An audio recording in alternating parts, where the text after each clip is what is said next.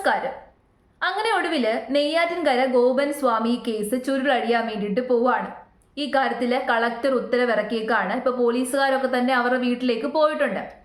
ഇത് മതപരമായ കാര്യമാണ്, വിശ്വാസത്തിന്റെ കാര്യമാണ് എന്നൊന്നും കൺസിഡർ ചെയ്യാതെ, ഒന്നും നോക്കാതെ ഒരു ഉത്തരവിറക്കിയ കളക്ടറിന് ആദ്യം തന്നെ വലിയൊരു അഭിനന്ദനം. കാരണം ഈ കാര്യത്തിലെ സത്യാവസ്ഥ എന്ത് തന്നെയാണെങ്കിലും സത്യം ജനങ്ങൾ അറിയണം. ഇല്ലെന്നുണ്ടെങ്കിൽ അത് ശരിയാവില്ല. ഒരു മതത്തെ തന്നെ അപമാനിക്കുന്ന ഒരു കാര്യമാണ്. അതുകൊണ്ട് തന്നെ ഈ കാര്യത്തിലെ സത്യാവസ്ഥ നമുക്ക് അറിയുക തന്നെ ചെയ്യണം. ഇപ്പൊ വീട്ടുകാർ ഇടഞ്ഞു നിൽക്കുകയാണ്, വീട്ടുകാർ സമ്മതിക്കുന്നില്ല എന്നൊക്കെ പറഞ്ഞ് വലിയ ബഹളമൊക്കെ വെക്കുന്നുണ്ട്. വലിയ നാടകീയ രംഗങ്ങളാണ് അവിടെ അരങ്ങേറുന്നത്. നിങ്ങൾ TV വെച്ച് നോക്കിക്കഴിഞ്ഞാൽ നിങ്ങൾക്ക് കാണാൻ സാധിക്കും. പക്ഷേ ഇപ്പൊ ആ വീട്ടുകാരുടെ കൂടെ ഏതോ ഒരു ഹിന്ദു സംഘടനയും കൂടി ചേർന്നിട്ടുണ്ട് അത്രേ. ഇത് വിശ്വാസത്തെ വ്രണപ്പെടുത്തുന്നതാണ്. എങ്ങനെയാണ് ഇത് വിശ്വാസത്തെ വ്രണപ്പെടുത്തുന്നത്? അങ്ങനെ ഒരു ഹിന്ദു സംഘടന അവിടെ പോയിട്ടുണ്ടെന്നുണ്ടെങ്കിൽ ദയവ് ചെയ്ത് പിന്മാറുക. വെറുതെ ഈ ഒരു മതത്തെയും കൂടി ഇങ്ങനെ മോശമായിട്ട് ചിത്രീകരിക്കാതിരിക്കുക. മതത്തിന് തന്നെ ഒരു ആപത്താണ്, ഒരു നാണക്കേടാണ്. സത്യമാണ്, ഹിന്ദുയിസത്തിൽ ഇങ്ങനെ ഒരു പ്രൊസീജിയറിനെ കുറിച്ച് പറഞ്ഞു വെച്ചിട്ടുണ്ട്. ഹിന്ദുയിസത്തിൽ മാത്രമല്ല, ബുദ്ധിസത്തിലും ജൈനിസത്തിലും ഒക്കെ തന്നെ ഈ ഒരു പ്രൊസീജിയറിനെ കുറിച്ച് പറഞ്ഞിട്ടുണ്ട്. പക്ഷെ അത് എല്ലാവർക്കും ചെയ്യാൻ പറ്റുന്ന ഒരു കാര്യമല്ല. ഒരുപാട് നാൾ പ്രാക്ടീസ് ചെയ്ത് സ്പിരിച്വാലിറ്റി എന്ന് പറയുന്ന ഒരു പാതയിലേക്ക് പോയിട്ട് ഒത്തിരി നാൾ പ്രാക്ടീസ് ചെയ്ത് മെഡിറ്റേഷനൊക്കെ ചെയ്ത് ഏറ്റവും ഒരു ലാസ്റ്റ് സ്റ്റേജ് എന്ന് വേണമെങ്കിൽ പറയാം. ആ ലാസ്റ്റ് സ്റ്റേജിൽ എത്തിയവർക്ക് മാത്രമേ ഈ ഒരു സംഭവം ചെയ്യാൻ പറ്റത്തുള്ളൂ. അല്ലാതെ അങ്ങനെ ആർക്കും പോയി ഇരുന്ന് ചെയ്യാൻ പറ്റുന്ന ഒരു കാര്യമല്ല ഇത്. ഇനി അങ്ങനെയാണെങ്കിൽ പോലും സെയിന്റുകൾ അതിന്റെ കൃത്യമായിട്ടുള്ള പ്രൊസീജിയറിലൂടെയാണ് ചെയ്യുന്നത്. അവർ താഴെയുള്ള ആൾക്കാരെ അറിയിക്കും. ഇവിടെ തന്നെ അദ്ദേഹം അങ്ങനെ ചെയ്തതാണെങ്കിൽ തന്നെ ആ നാട്ടിലുള്ള അധികാരികളെ ആരെങ്കിലും ഒരാളെങ്കിലും വിവരം അറിയിക്കണ്ടേ? അങ്ങനെ ഒന്നും ചെയ്യാതെ ഒരു സുപ്രഭാതത്തിൽ അച്ഛൻ സമാധി ഇരുന്നു എന്ന് മക്കൾ പറയുമ്പോൾ അത് വിശ്വസിക്കാൻ എല്ലാവരും മണ്ടന്മാരല്ല, എല്ലാ ഹിന്ദുക്കളും മണ്ടന്മാരല്ല. ഇപ്പൊ വെറുതെ ഹിന്ദുയിസത്തെ തന്നെ ഇങ്ങനെ നാണം കെടുത്താതെ ഇരിക്കുക. അതുകൊണ്ട് തന്നെ ഹിന്ദു സംഘടനകൾ പിന്മാറുക. ഇവിടെ ആ മക്കൾ പറയുന്ന കാര്യങ്ങളിൽ മുഴുവൻ സംശയമാണ്. എന്നിട്ട് എന്തുകൊണ്ടാണ് എല്ലാവരും ഒരേപോലെ മൊഴി നൽകാത്തത്? ഇന്നലെ ഒന്ന് പറയുന്നു, ഇന്നൊന്ന് പറയുന്നു. ശക്തി നഷ്ടപ്പെടും അത്രേ. എന്ത് ശക്തിയാണാവോ ഒരു മനുഷ്യനുള്ളത്? കഴിഞ്ഞ ദിവസം മകൻ പറയുന്നത് കണ്ടു, അച്ഛന്റെ ശരീരത്തിൽ നിന്ന് ചൈതന്യം ഇങ്ങനെ ഉയർന്നുയർന്നു പൊങ്ങി ഏതോ ബ്രഹ്മത്തിലെങ്ങാണ്ട് അലിഞ്ഞത്. ഇത്രയും സൂപ്പർ പവർ ഉള്ളൊരു ഫാമിലി നമ്മുടെ നാട്ടിലുള്ളത് നമ്മൾ തിരിച്ചറിയാൻ വൈകിപ്പോയല്ലോ.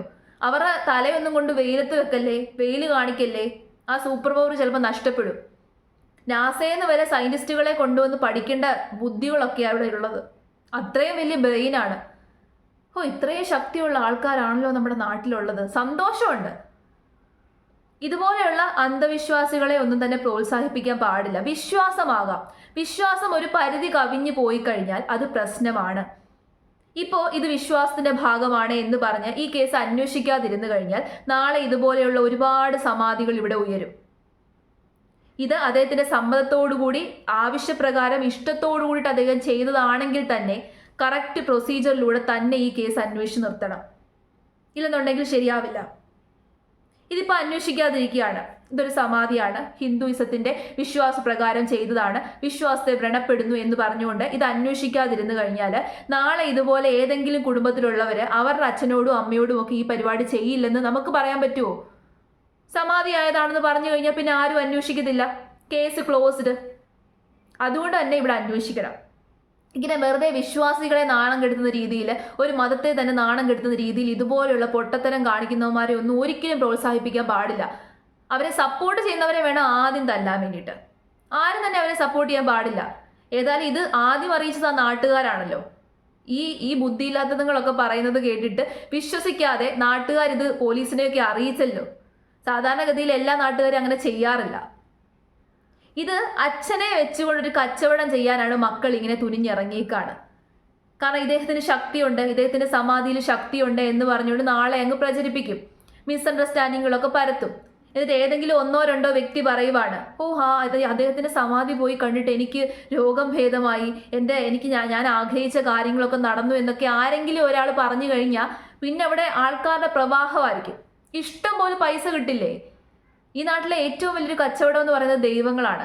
ദൈവങ്ങളെ വെച്ചിട്ടാണ് ഏറ്റവും കൂടുതൽ ആൾക്കാർ കച്ചവടം ചെയ്യുന്നത്. അതിന് വേണ്ടിയിട്ട് ചെയ്തൊരു പരിപാടിയാകാനേ സാധ്യതയുള്ളൂ. അല്ലെന്നുണ്ടെങ്കിൽ ചൈതന്യം പൊങ്ങി പോയത്രേ. മനുഷ്യന്റെ ശരീരത്തിൽ നിന്ന് ആത്മാവ് പോകുന്നത് ഏത് മനുഷ്യനാണ് കാണാൻ സാധിക്കുന്നത്? അത്രയും ശക്തിയുള്ള മനുഷ്യന്മാരൊക്കെ ഇന്ന് ഈ ഭൂമി ജീവിച്ചിരിപ്പുണ്ടോ എന്ന് ചോദിച്ചു കഴിഞ്ഞാൽ അത് സംശയമാണ്. അല്ലെന്നുണ്ടെങ്കിൽ അതുപോലെ ഇത് ഞാൻ പറഞ്ഞതുപോലെ സ്പിരിച്വാലിറ്റിയുടെ പാതയിലോട്ടൊക്കെ പോയി സ്പിരിച്വലി അത്രയും ഹൈ പൊസിഷനിലേക്കൊക്കെ എത്തിയവരാണെന്നുണ്ടെങ്കിൽ സമ്മതിക്കാം പറയുന്നത്. എന്നാൽ ഇന്നത്തെ കാലത്തെ മനുഷ്യർക്ക് അതിന് സാധിക്കുമെന്ന് ചോദിച്ചു കഴിഞ്ഞാൽ സംശയമാണ്. പണ്ട് അങ്ങനത്തെ മനുഷ്യന്മാരൊക്കെ ജീവിച്ചിരിപ്പുണ്ടായിരുന്നു. ഇത് ഇവർ മനഃപൂർവ്വം ഹിന്ദുയിസത്തിലോട്ട് കണക്ട് ചെയ്യുവാണ്. കാരണം മതപരമായിട്ടുള്ളൊരു കാര്യമാണെന്ന് പറഞ്ഞ് കണക്ട് ചെയ്ത് കഴിഞ്ഞാൽ കോടതിയും നമ്മുടെ നിയമപാലകരും ഒന്നും അതിനകത്ത് അധികം ഒന്നും ഇടപെടത്തില്ലല്ലോ. അങ്ങനെ കണക്ട് ചെയ്തിട്ട് എന്തൊക്കെയോ മറച്ചു വെക്കാനുള്ളൊരു ശ്രമമാണ്. അല്ലെന്നുണ്ടെങ്കിൽ ഇവരെന്തിനായിട്ട് പേടിക്കുന്നത്? ഇത്രയും നാട്ടുകാരറിഞ്ഞു, കേസായി, പോലീസുകാരെത്തി, കോടതി വരെ ഇനി ഇടപെടും.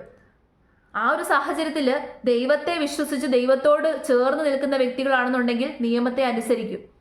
അല്ലാതെ ഇങ്ങനെയല്ല ചെയ്യുന്നത്. അമ്മയും അച്ഛനും മക്കളും ഒക്കെ അങ്ങ് അവിടെ കിടന്നങ്ങ് പ്രതിഷേധമാണ്, പേടിയാണ്.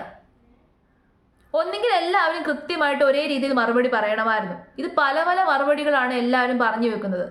ഒട്ടും വിശ്വസിക്കാൻ പറ്റാത്തൊരു കാലമാണ് ഇന്നത്തെ കാലം എന്ന് പറയുന്നത്. അങ്ങനെയാണ്. മക്കൾ അച്ഛന്മാരോടും അമ്മമാരോടും എന്ത് പരിപാടി വേണമെങ്കിലും കാണിക്കും.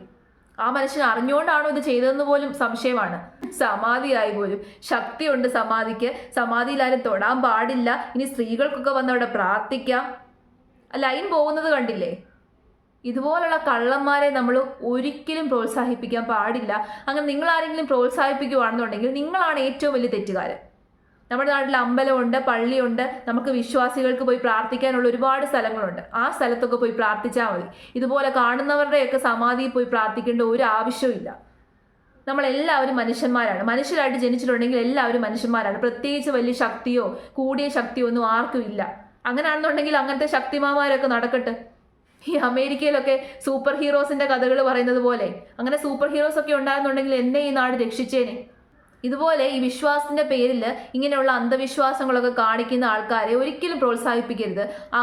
ഇവർക്കൊന്നും ബുദ്ധിയില്ല, വിവരവും ഇല്ല, ചുമ്മാ പൊട്ടത്തരം പറഞ്ഞുകൊണ്ടിരിക്കുകയാണ്. ഇങ്ങനെ പൊട്ടത്തരം പറയുന്നവരെ ഒന്നും ഈ നാട്ടിൽ തന്നെ നിൽക്കാൻ അനുവദിക്കരുത്. ഇവരൊക്കെ ഈ നാടിന് തന്നെ ഏറ്റവും വലിയ ആപത്താണ്.